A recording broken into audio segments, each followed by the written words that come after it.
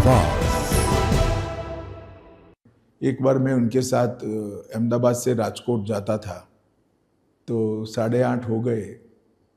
मोदी जी आमतौर पर कार्यकर्ता के घर पर उस वक्त भोजन करते थे, मगर अचानक ही एक हमारे कार्यकर्ता का ढाबा है सूर्य नगर में, वहाँ पर गाड़ी रोका और जाकर खाने बैठे। मैं मनोमन बोला, चलो भाई अच्छा हो गया, इनको भूख भी लगी तो हमें भी आज खाना मिल जाएगा। मैंने देखा उन्होंने कुछ फल और वेफर जैसा कुछ खाया थोड़ा, और मैंने पेट भरकर खा लिया। फिर रात को मैंने सोचा कि इन्होंने तो खाया ही नहीं, तो गाड़ी किसके लिए खड़ा रहा? गाड़ी साथी कार्यकर्ता के लिए खड़ा। इस प्रकार से कई सारे कार्यकर्ताओं के जीवन में बोले बगैर ढेर सारी चीजों को उन्होंने सिखाया है, कई सारी चीजों को, जो कार्यकर्ता का फिर काम करने का स्वभाव बन जाता है। ये घटना जब मुझे याद आती है तो मेरे साथ प्रबंधक की चिंता मैं भी करता हूं कि भाई इससे खाया या नहीं खाया। मैं किसी के घर खाना खा रहा था, वो बाहर खड़ा था। ये चिंता ऑटोमेटिकली काम का हिस्सा बन जाती है। प्रधानमंत्री मोदी जी भारत की राजनीति के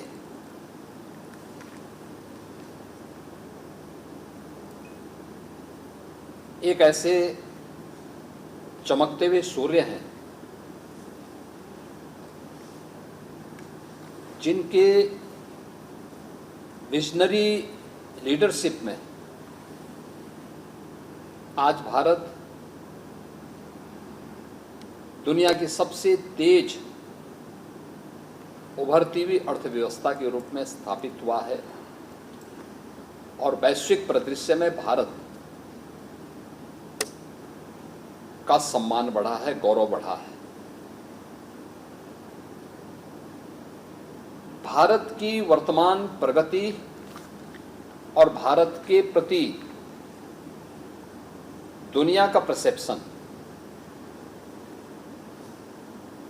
आज जो बदला है उसका श्रेय मोदी जी को जाता है। और मोदी जी इसलिए सफल हुए, अब तक के सफलतम प्रधानमंत्रियों में मोदी जी की गिनती और मोदी जी के प्रति आदर का भाव न केवल भारत में बल्कि दुनिया में है, क्योंकि मोदी जी के लिए 140 करोड़ भारतवासी ही परिवार हैं। नेशन फर्स्ट, जब राष्ट्र प्रथम के भाव के साथ कोई कार्य करता है और वही जीवन का उनका संकल्प होता है तो उसके अनुरूप विजन भी वो देते हैं।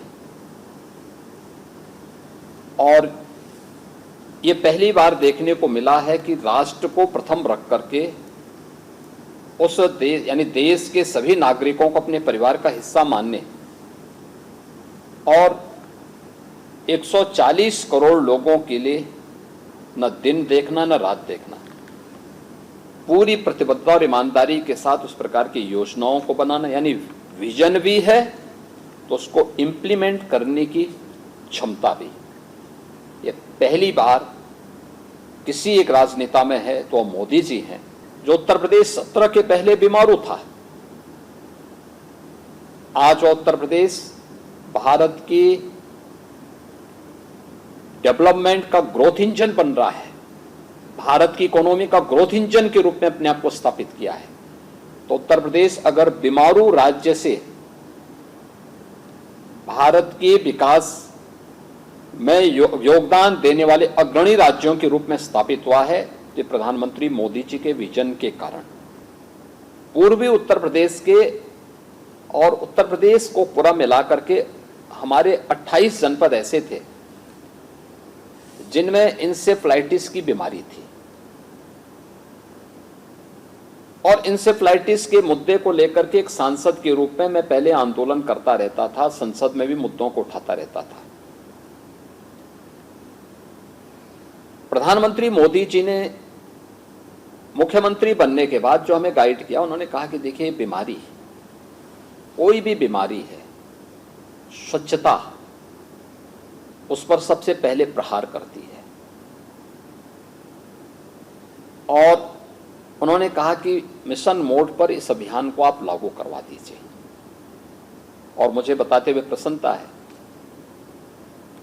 कि 1977 से लेकर के 2017 तक उत्तर प्रदेश ने 50,000 बच्चों को इस बीमारी से निगलते हुए देखा, लेकिन 17 के बाद मोदी जी का जो मार्गदर्शन था, उस मार्गदर्शन का परिणाम है कि इंसेफ्लाइटिस आज पूरी तरह समाप्त हो गई। ये सीजन था इंसेफ्लाइटिस का। ये सीजन हर वर्ष हजारों बच्चों को निगल लेता था।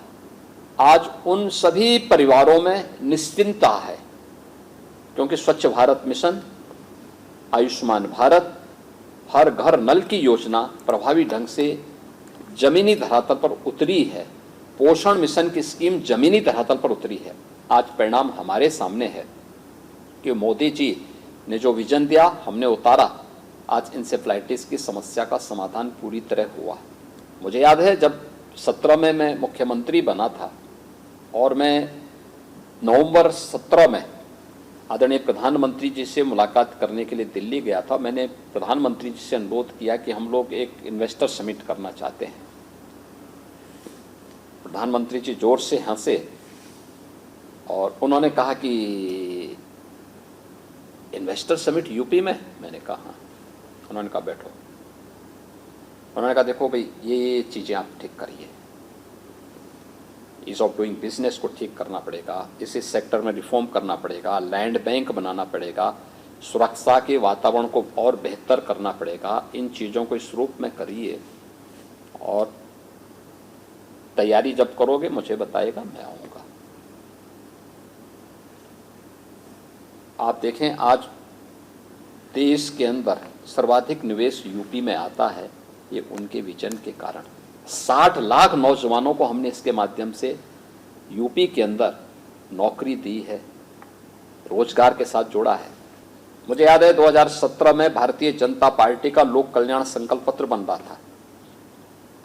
उन्होंने कहा भी देखो, यूपी के लिए परंपरागत उद्यम को इसमें स्थान दीजिए, यूपी की ये ताकत है और इसको उत्तर प्रदेश में हमें आगे बढ़ाना है।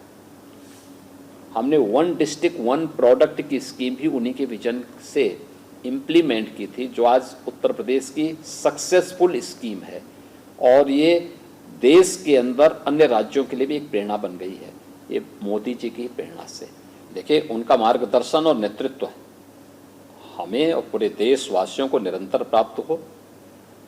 भारत की विरासत के लिए और भारत के विकास के लिए उनका जो योगदान है,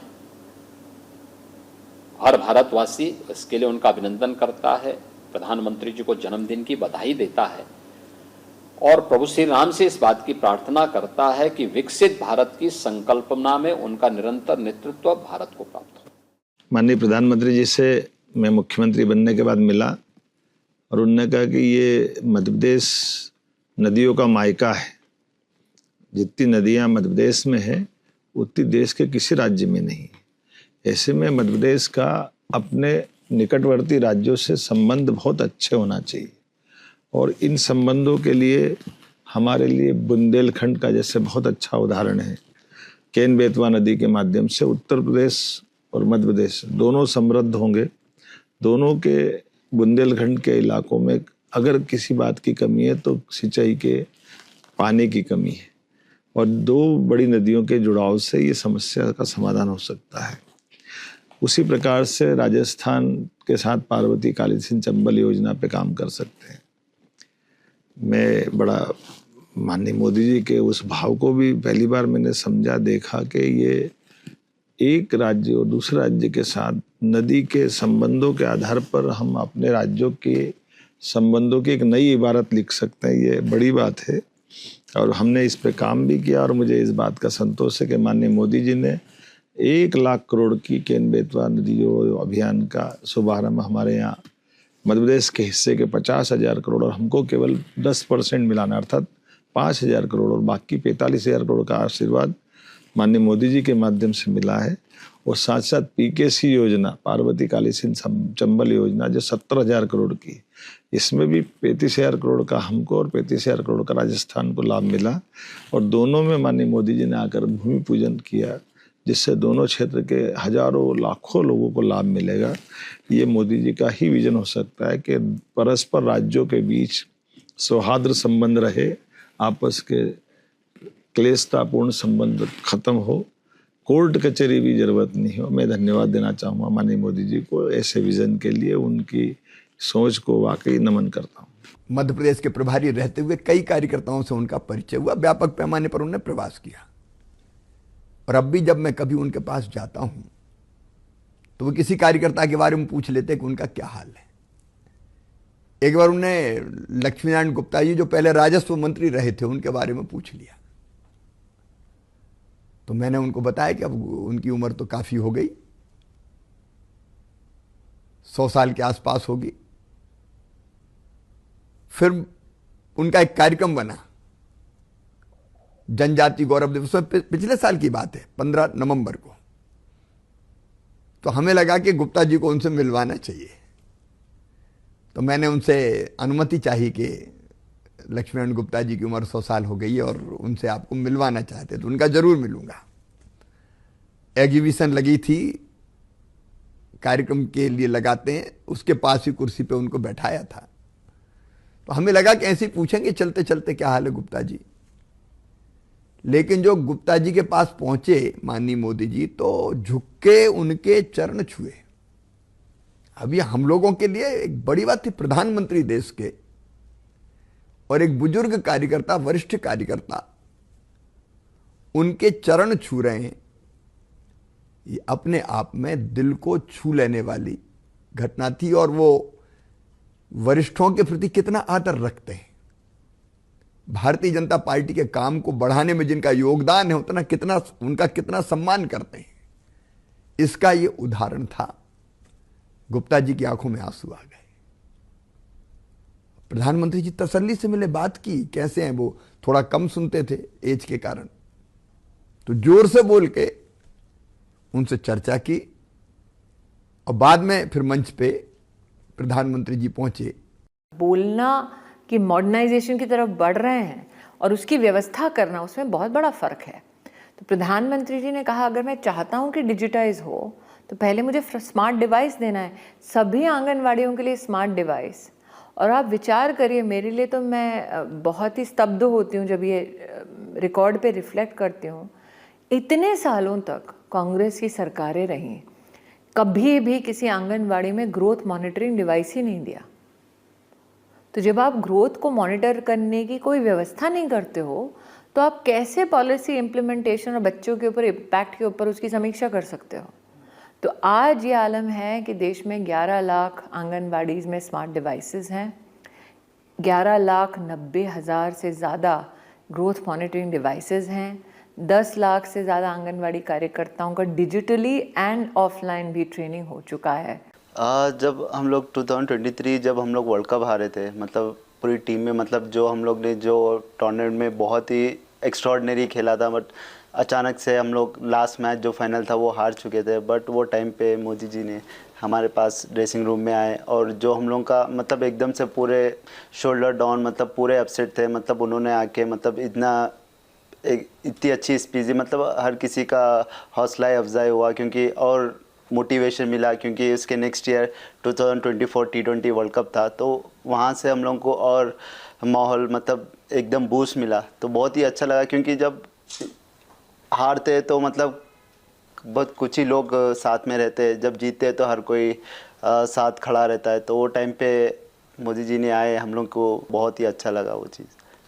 हम लोग जब T20 वर्ल्ड कप जीते, मतलब सेलिब्रेशन कर रहे थे हम लोग, उसके बाद पूरे ड्रेसिंग रूम में आए, फिर उनका कॉल आया। तो उनका कॉल आया था, हम लोग बहुत ही एक्साइटेड थे वो टाइम पे, क्योंकि बात करनी थी मोदी जी से। और फिर उनसे बात किए, मतलब उन्होंने बोला कि कांग्रेचुलेशन। तो मतलब एकदम से मतलब और खुशी का माहौल हो गया था, क्योंकि वर्ल्ड कप हम लोग 1 साल पहले हारे थे, फिर नेक्स्ट ईयर हम लोग वर्ल्ड कप जीते। मतलब उनके जो वर्ड्स है वो बहुत ही इंस्पायर, बहुत ही मोटिवेशन मिला वो वर्ड्स से, तो बहुत ही खुशी मिली। प्रधान Narendra Modi ji have a great year very very happy birthday, God bless you. आपको ऊपर वाले ऐसी सेहतमंद रखे और ताकत दीजिए, ऐसी आप कंट्री के लिए जो अभी तक कर रहे हैं आप वही करते रहिए। Once again many many happiness of the day.